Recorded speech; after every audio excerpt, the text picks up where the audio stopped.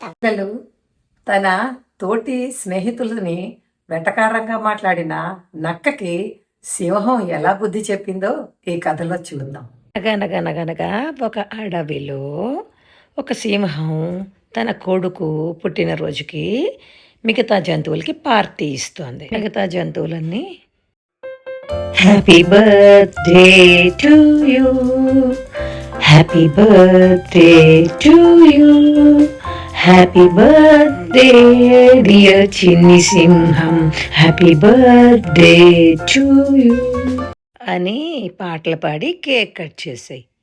ఇప్పుడు పెద్ద సింహం మిగతా జంతువులతో ఇలా అంది, మా అబ్బాయి పుట్టినరోజు సందర్భంగా మీకు కొన్ని పోటీలు పెడతాను.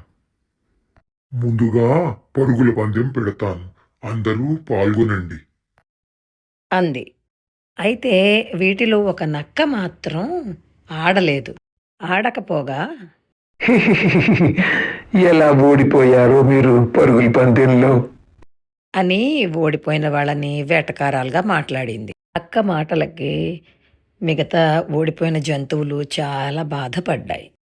ఇది అంతా చూస్తున్న కుందేలు వాళ్ళని అంత అవహేళన చేస్తున్నావు కదా, మరి నువ్వెందుకు ఆడలేదు? నువ్వు ఆడితే గెలిచేవో ఓడేవో తెలిసేది అంది. దానికి నక్క, నాకు కాలిలో ముళ్ళు గుచ్చుకుంది, అందుకే నేను ఆడలేదు అంది. ఇదంతా విన్న సింహం, పోనీలే, పరిగెట్టి ఆడలేవు గాని తిండి పోటీలో పాల్గొగలవు కదా అని సింహం అడిగేసరికి నక్క ఆనందంగా, తప్పకుండా మహారాజా, తిండి పోటీల్లో అయితే నేను పాల్గొనగలను అంది. ఎవరక్కడ?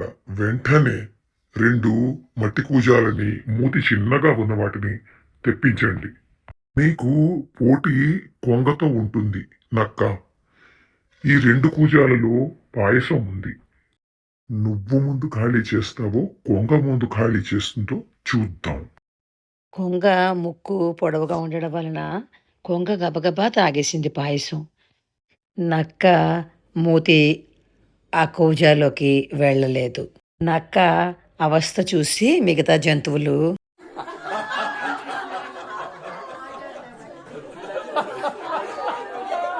నవ్వేసరికి నక్కకి చాలా బాధ అనిపించింది. ఇప్పుడు అర్థమైందా? మిగతా వాళ్ళని చూసి నువ్వు నవ్వినప్పుడు వాళ్ళకి కలిగిన బాధ. అని సింహం అనేసరికి, మిత్రులారా, నన్ను క్షమించండి, నాకు ఇప్పుడు అర్థమయ్యింది నేను చేసిన తప్పు ఏమిటో అని నక్క మిగతా జంతువులకి క్షమాపణ అడిగింది. నక్కలోని ఈ మార్పును చూసిన సింహం, ఈ కూజాలో పాయసం ప్లేట్లో పోస్తే అందరూ తాగుదురుగానే అని సింహం అనేసరికి ఆ పాయసాన్ని ప్లేట్లో పోసి అన్ని జంతువులు ఆనందంగా కలిసి తాగాయి.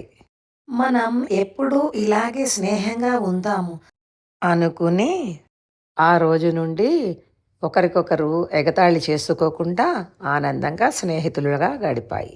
చూశాం కదా పిల్లలు, పరిస్థితి ఏదైనా కానీ మనం మన స్నేహితులని నొప్పించకుండా స్నేహభావంతో మెలగాలి.